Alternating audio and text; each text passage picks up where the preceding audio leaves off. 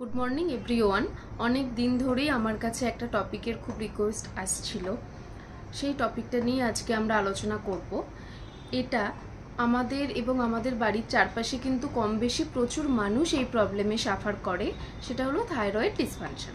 এবার thyroid dysfunction করতে গেলে আমাদেরকে থাইরয়েড গ্ল্যান্ড কি, থাইরয়েড হরমোন এবং এর প্রকারভেদ, এর কারণ কি, থাইরয়েড ডিসফাংশন কী কারণে হতে পারে, সিমটম কি এবং এর ম্যানেজমেন্ট ও কমপ্লিকেশন, এই সব কিছু আজকের ভিডিওতে আমি ডিসকাস করব।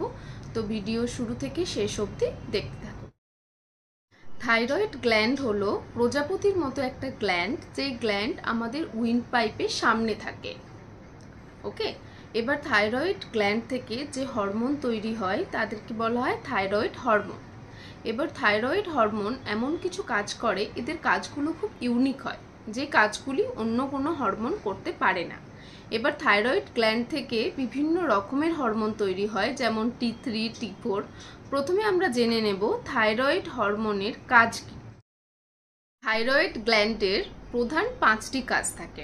নাম্বার 1, এটা মেটাবলিজম কন্ট্রোল করে, অর্থাৎ আমাদের শরীরের বিপাকতন্ত্র নিয়ন্ত্রণ করে। নাম্বার 2, হার্ট রেট কন্ট্রোল করে। 3, বডি টেম্পারেচার কন্ট্রোল করে। 4, বোন হেলথ নিয়ন্ত্রণ করে, অর্থাৎ আমাদের হাড়ের স্বাস্থ্য নিয়ন্ত্রণ করে। এবং নাম্বার 5, একটা ওভারঅল গ্রোথ দেয়। থাইরয়েডের হরমোনের জন্য একটা ওভারঅল গ্রোথ হয়। যেমন ধরুন, একটা বাচ্চা যখন মার পেটের মধ্যে থাকে, তখন যদি মার থাইরয়েড হরমোন কমে যায়, তো এটা বাচ্চার ওভারঅল গ্রোথের উপর একটা এফেক্ট করে। আবার ধরুন কোনো অ্যাডাল্ট যা থাইরয়েড হরমোন কমে গেছে, এবার থাইরয়েড হরমোন কমে গেলে আমরা কি দেখলাম, যে মেটাবলিজম কমে যায়। এবার মেটাবলিজম কমে গেলে তার ওজন বেড়ে যাবে, আবার হার্ট রেট কমে যায়, আবার হাড়ের স্বাস্থ্যও কিন্তু খারাপ হয়ে যায় থাইরয়েড হরমোন কমে গেলে। হাড়ের স্বাস্থ্য খারাপ হতে হতে এমন হয় যে হাড়গুলো বিটল হয়ে যায়, অর্থাৎ ভঙ্গুর হয়ে যায়। সুতরাং থাইরয়েড হরমোন হলো এমন একটি হরমোন, যে হরমোনটা কিন্তু অনেক রকম কাজ করে, এবং এই হরমোন যদি প্রপারলি ফাংশন না করে, তাহলে আমাদের শরীরে কিন্তু বিভিন্ন রকমের সমস্যা হতে পারে। থাইরয়েড গ্ল্যান্ড থেকে যে হরমোন তৈরি হয় তাকে বলা হয় থাইরয়েড হরমোন। এবার থাইরয়েড হরমোন কমে গেলে তখন তাকে বলা হয় হাইপোথাইরয়েডিজম। হাইপো মিন্স কম। এর জন্য কিছু স্পেসিফিক সাইন সিমটম থাকে, এবং থাইরয়েড হরমোন বেড়ে গেলে তখন তাকে বলা হয় হাইপারথাইরয়েডিজম। হাইপার মিন্স এখানে ইনক্রিজ হচ্ছে, বেড়ে যাচ্ছে। এরও কিছু স্পেসিফিক সাইন সিমটম থাকে। এবার আমরা হাইপোথাইরয়েডিজম এবং হাইপারথাইরয়েডিজমের স্পেসিফিক সাইন সিমটমগুলো একটু দেখে নেব। হাইপোথাইরয়েডিজমের জন্য পেশেন্ট মোটা হয়ে যেতে পারে, কারণ মেটাবলিজম কমে গেছে, তাই পেশেন্ট মোটা হয়ে যেতে পারে। হার্ট রেট কমে যেতে পারে, বডি টেম্পারেচার কমে যায়, একটা কোল্ড ইনটলারেন্স হয়, মানে শরীরের মধ্যে একটা শীত শীত ভাব হয় আর কি। চুল উঠে যেতে পারে, কনস্টিপেশন হয়, চামড়া শুকিয়ে যেতে পারে, এবং গলার স্বর পরিবর্তন হতে পারে, মুড ইরিটেবল হতে পারে। হাইপারথাইরয়েডিজমের জন্য কি হয়? হাইপারথাইরয়েডিজম মানে কি? এখানে থাইরয়েড হরমোন বেড়ে গেছে। তো থাইরয়েড হরমোন বেড়ে গেলে কি হবে? কাজগুলো আরও বেশি বেশি করবে। তো এই ক্ষেত্রে মেটাবলিজম বেড়ে যাবে। মেটাবলিজম বেড়ে গেলে কি হবে? ওজন কমে যাবে, বডি টেম্পারেচার বেড়ে যাবে, গরম লাগবে, সোয়েটিং হবে, হার্ট রেট বেড়ে যাবে, এবং শরীরে একটা অন্য রকম চেহারা তৈরি হয়। যেমন চোখটা সামনের দিকে বেরিয়ে এসছে, চামড়া শুকিয়ে গেছে, মুখ শুকিয়ে গেছে, বডি শুকিয়ে গেছে, একটা অন্য রকমের। থাইরয়েড এই অসুখটা বিভিন্ন মানুষের বিভিন্ন রকমের হতে পারে। থাইরয়েড প্রবলেম যে শুধু কোনো একটা হরমোনের জন্য হচ্ছে তা নয়, বা থাইরয়েডের প্রবলেমটা যে শুধু হরমোনের কম বেশির কারণে হচ্ছে সেটাও কিন্তু নয়।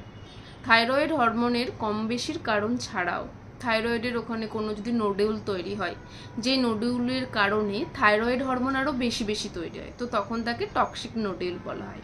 বা থাইরয়েডের ওখানে কোনো টিউমার হয়েছে, থাইরয়েড গ্ল্যান্ড ফুলে গেছে, যাকে গয়টার বলা হয়, এইসব বিভিন্ন কারণেও থাইরয়েড ডিসফাংশন হতে পারে। তাই থাইরয়েডের এই প্রবলেম বিভিন্ন মানুষের বিভিন্ন রকমের হতে পারে, এবং তার কারণও বিভিন্ন রকম হতে পারে। তাই প্রত্যেকের জন্য যে একটা ফিক্সড ট্রিটমেন্ট প্রোটোকল বা ফিক্সড মেডিসিন এরকম কিন্তু নয়। যার যেরকম প্রবলেম হবে তার জন্য ম্যানেজমেন্ট কিন্তু সেই রকম হবে। এবার আমরা থাইরয়েড ডিসফাংশনের কারণগুলো দেখে নেব। প্রথমেই হাইপোথাইরয়েডিজম। হাইপোথাইরয়েডিজমে কি হচ্ছে, থাইরয়েড হরমোন কমে যাচ্ছে। তো আমাদের দেশে হাইপোথাইরয়েডিজমের সর্বপ্রধান কারণ হলো আয়োডিন ডেফিসিয়েন্সি। আয়োডিন কি করে, থাইরয়েড হরমোন তৈরি করে। সেই আয়োডিনই যদি কমে যায় তো স্বাভাবিকভাবেই থাইরয়েড হরমোন প্রোডাকশনও কমে যায়। এবং সেকেন্ড মোস্ট কমন কজ হলো হাসিমোটো থাইরয়েডাইটিস। এখানে কি হয়, রক্তে কিছু অ্যান্টিবডি তৈরি হয়, যে অ্যান্টিবডিগুলো থাইরয়েড গ্ল্যান্ডকে অ্যাটাক করে, এবং শুধু যে অ্যাটাক করে তা নয়, তার সাথে এই গ্ল্যান্ডকে ডিস্ট্রাক্ট করে দেয়। তো থাইরয়েড গ্ল্যান্ড ডিস্ট্রাকশন হয়ে গেলে কি হবে, থাইরয়েড হরমোন তৈরি করতে পারবে না। তো সেখান থেকেই হচ্ছে হাইপোথাইরয়েডিজম। হাইপারথাইরয়েডিজমের প্রধান কারণ হলো গ্রেভস ডিজিজ। এটা একটা অটোইমিউন ডিজিজ। ব্লাডে কিছু অ্যান্টিবডি থাকে, যে অ্যান্টিবডিগুলো থাইরয়েড গ্ল্যান্ডকে অ্যাটাক করে। থাইরয়েড গ্ল্যান্ডকে অ্যাটাক করার কারণে কি হয়, কিছু থাইরয়েড ফলিকলস থাকে, এই ফলিকলস থেকে থাইরয়েড হরমোন বেরিয়ে আসে। তো এই অ্যাটাকের কারণেই থাইরয়েড হরমোন আরও বেশি বেশি করে বেরিয়ে আসে ব্লাডের মধ্যে। তাই ব্লাডে থাইরয়েড হরমোনের লেভেল বেড়ে যায়। তাই থাইরয়েড হরমোন যদি এক্সেস বেড়ে যায় তখন তাকে আমরা বলি হাইপারথাইরয়েডিজম। তো এই কারণেই হাইপারথাইরয়েডিজম হয়। এবার আমরা থাইরয়েড ডিসফাংশন হলে কি কি ইনভেস্টিগেশন করতে হয় সেটা একটু দেখে নেব। থাইরয়েড প্রবলেম হলে প্রথমে ব্লাড টেস্ট করতে হয়, সেখানে থাইরয়েড হরমোন টেস্ট করতে হয় এবং টিএসএইচ লেভেল চেক করতে হয়। থাইরয়েড হরমোনের মধ্যে T3, T4 আর টিএসএইচ হচ্ছে একটি হরমোন যেটা আমাদের পিটুইটারি গ্ল্যান্ড থেকে তৈরি হয়। আমাদের শরীরে যখন থাইরয়েড হরমোন কমে যায় তখন এই হরমোনটি বেশি করে সিক্রেট হয় এবং থাইরয়েড গ্ল্যান্ডকে স্টিমুলেট করে, যাতে থাইরয়েড হরমোন প্রোডাকশনটাকে বাড়াতে পারে। সেই কারণেই কিন্তু এর নাম থাইরয়েড স্টিমুলেটিং হরমোন। ওকে, তো হাইপোথাইরয়েডিজম হলে কি হবে, টিএসএইচ বেশি পাওয়া যাবে ব্লাডে, এবং হাইপারথাইরয়েডিজম হলে টিএসএইচ কম পাওয়া যাবে। এবার অনেক সময় দেখা যায় কিছু পেশেন্টের থাইরয়েডের প্রবলেমের সাইন সিমটম আছে, বাট তাদের ব্লাড টেস্টের রিপোর্ট একদম পুরো নর্মাল। তো সেই ক্ষেত্রে কিছু ইমেজিং স্টাডি করা হয়, সেটা থাইরয়েড স্ক্যান হতে পারে, আল্ট্রাসোনোগ্রাফি হতে পারে। কিছু অ্যাডভান্স থাইরয়েড ডিজিজের ক্ষেত্রে সিটি স্ক্যান ও এমআরআইও করানো হয়। যেমন থাইরয়েড টিউমার বা থাইরয়েড ক্যান্সার থাকলে এই টেস্টগুলো করা হয়। এবার আমরা দেখে নেব থাইরয়েড ডিসফাংশনের রিস্ক ফ্যাক্টর, অর্থাৎ কাদের ঝুঁকি বেশি। যে সমস্ত জায়গায় জল বা খাবারে আয়োডিনের পরিমাণ কম থাকে, অর্থাৎ শরীরে আয়োডিন কম পরিমাণে ঢুকছে, সেখানে হাইপোথাইরয়েডিজমে হওয়ার চান্স বেশি থাকে। আর যে সমস্ত জায়গায় খাবারে বা জলে আয়োডিন বেশি থাকে, অর্থাৎ শরীরে বেশি পরিমাণে কোনো কারণে আয়োডিন ঢুকছে, ওকে, সেই সমস্ত জায়গায় হাইপারথাইরয়েডিজম হওয়ার চান্স বেশি থাকে। এছাড়াও কিছু অটোইমিউন ডিসঅর্ডার থাকে, যে সমস্ত কারণেও হাইপারথাইরয়েডিজম হতে পারে। এবার কোনটা কার হবে সেটা তো বলা যায় না, তবে রিসার্চ স্টাডি বলছে যদি স্ট্রং কোনো ফ্যামিলি হিস্ট্রি থাকে তো সেই ক্ষেত্রে এই থাইরয়েড ডিসফাংশন হতে পারে। থাইরয়েড ডিসফাংশনের জন্য ডেইলি লাইফে কি কি ইম্প্যাক্ট ফেলে, আমাদের প্রতিদিনকার দৈনন্দিন জীবনে কি কি ধরনের সমস্যার আমরা সম্মুখীন হতে পারি এই থাইরয়েড ডিসফাংশনের জন্য। থাইরয়েড প্রবলেমের জন্য লেথার্জি হতে পারে, রাতে ঘুম কম হতে পারে।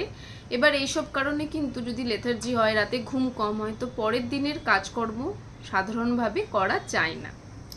আর থাইরয়েড হরমোনের প্রবলেম হলে কি হয়, মুড ইনটলারেন্স হয়, মুড ডিসঅর্ডার হয়, সেটা অ্যাংজাইটি হতে পারে, ডিপ্রেশন হতে পারে, অ্যাডভান্স কোনো সাইকিয়াট্রিক প্রবলেম হতে পারে, বা ওজন বেড়ে গেছে বা কমে গেছে, সেটা হাইপো আর হাইপারথাইরয়েডিজম কারণে হতে পারে। এর জন্য কিন্তু অ্যাক্টিভিটি অনেকটাই রেস্ট্রিক্টেড হয়ে যায়। আর থাইরয়েডের প্রবলেমের জন্য কিন্তু সেক্সুয়াল লাইফও এফেক্ট হয়। এটা কিন্তু থাইরয়েড হরমোনকে যদি ঠিক না রাখা হয় তাহলে আমাদের জীবনের এই পার্টকেও কিন্তু থাইরয়েড ডিসফাংশন এফেক্ট করে। থাইরয়েড ডিসফাংশন বা থাইরয়েড প্রবলেম প্রতিরোধের উপায় কি? হাইপোথাইরয়েডিজম প্রিভেন্ট করার জন্য আমাদেরকে ব্যালেন্স নিউট্রিশনাল ডায়েট খেতে হবে। যেমন পর্যাপ্ত পরিমাণে সেখানে হোল গ্রেনস থাকবে, green leafy vegetable, fruits, vitamin, minerals. আমরা দৈনন্দিন জীবনে যা খেয়ে থাকি সেরকমই খাবেন, শুধু দেখে নেবেন প্রত্যেকটার উপাদান ঠিক আছে কিনা, মানে ব্যালেন্স ডায়েট হচ্ছে কিনা সেটা একটু দেখে নিতে হবে।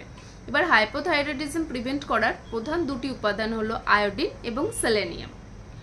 আয়োডিন কি করে, থাইরয়েড হরমোন তৈরি করে, এবং সেলেনিয়াম এই হরমোনকে অ্যাক্টিভেট করে। শুধু হরমোন যদি আমাদের বডিতে তৈরি হয়ে থেকে যায় তাহলে তো হবে না, সেটা অ্যাক্টিভেট করতে হবে, তার ফাংশন প্রপারলি করতে হবে, তবে সেটার কাজ হবে। তো এই সেলেনিয়াম হলো থাইরয়েড হরমোন তৈরি হওয়ার পর সেটাকে অ্যাক্টিভেট করে।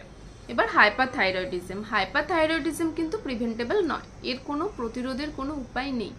যদি আপনি বোঝেন হাইপারথাইরয়েডিজমের ডেভেলপ করছে, সেটা টেস্ট করে যদি প্রুভ হয়, তো হাইপারথাইরয়েডিজমের ক্ষেত্রে ট্রিটমেন্ট খুব as soon as possible start করতে হবে।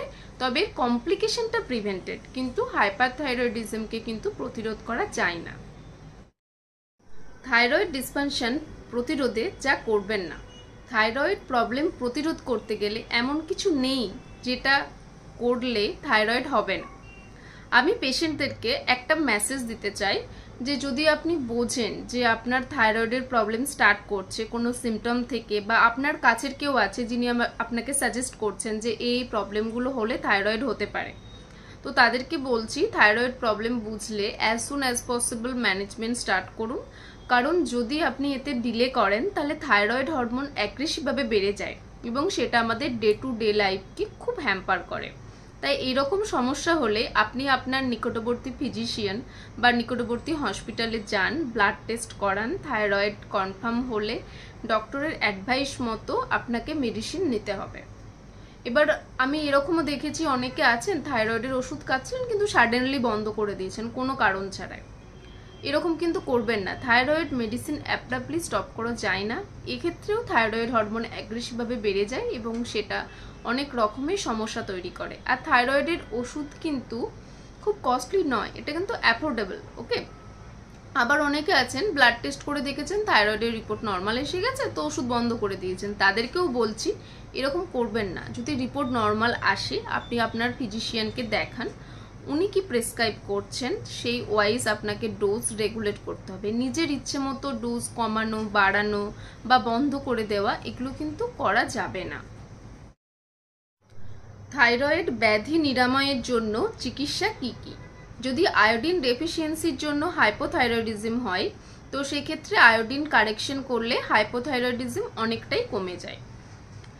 এবার যদি হাসিমোটো থাইরয়েডাইটিসের জন্য হাইপোথাইরয়েডিজম হয় বা থাইরয়েড নোডিউল, থাইরয়েড টিউমার, ক্যান্সারের জন্য থাইরয়েড গ্ল্যান্ড কোনো কারণে কেটে বাদ দিতে হয়, তো সেই ক্ষেত্রে কিন্তু পেশেন্টকে সারা জীবন থাইরয়েডের ওষুধ খেয়ে যেতে হয়। যাদের গ্রেভস ডিজিজ বা অন্য কোনো কারণে হাইপারথাইরয়েডিজম হয়েছে তাদের আবার অন্য রকমের ওষুধ খেতে হয়। এবার হাইপারথাইরয়েডিজম দীর্ঘদিন ধরে থাকলে অনেক সময় দেখা যায় যে থাইরয়েড গ্ল্যান্ড ডিস্ট্রাকশন হতে শুরু করে এবং এক সময় পুরোপুরি ডিস্ট্রাকশন হয়ে যায়, তো তখন আর থাইরয়েড হরমোন তৈরি করতে পারে না, তো সেই ক্ষেত্রে হাইপোথাইরয়েডিজম ডেভেলপ করে। সুতরাং হাইপারথাইরয়েডিজম কিন্তু একটা কারণ হলো হাইপোথাইরয়েডিজমের। তাই থাইরয়েড হরমোন রেগুলার টেস্ট করতে হবে এবং সেই ওয়াইজ ডোজ অ্যাডজাস্ট করা হয় মেডিকেশনের। এর কিন্তু কোনো ফিক্সড ট্রিটমেন্ট প্রোটোকল, ফিক্সড ওষুধ কিছু নেই, এটা রেগুলার মনিটরিং করতে হবে এবং সেই ওয়াইজ মেডিকেশন ডোজ অ্যাডজাস্ট করতে হবে, ট্রিটমেন্ট প্রোটোকলও চেঞ্জ করতে হতে পারে। এটা একটা কন্টিনিউয়াস মনিটরিং এবং ফলো আপ খুব জরুরি থাইরয়েড প্রবলেমের জন্য। যদি এগুলি আপনি না করেন তো সেই ক্ষেত্রে কিন্তু বিভিন্ন রকমের প্রবলেম ডেভেলপ করতে পারে। ব্লাড প্রেশারের প্রবলেম হতে পারে, হার্ট রেটের প্রবলেম হতে পারে, মাস্কুলোস্কেলেটাল সিস্টেমের প্রবলেম হতে পারে এবং সাইকিয়াট্রিক প্রবলেমও স্টার্ট হতে পারে। সুতরাং থাইরয়েডের প্রবলেমের জন্য কিন্তু continuous monitoring, follow up, complication prevention এবং ডায়েট এগুলি হলো খুব ইম্পর্টেন্ট একটা অ্যাসপেক্ট।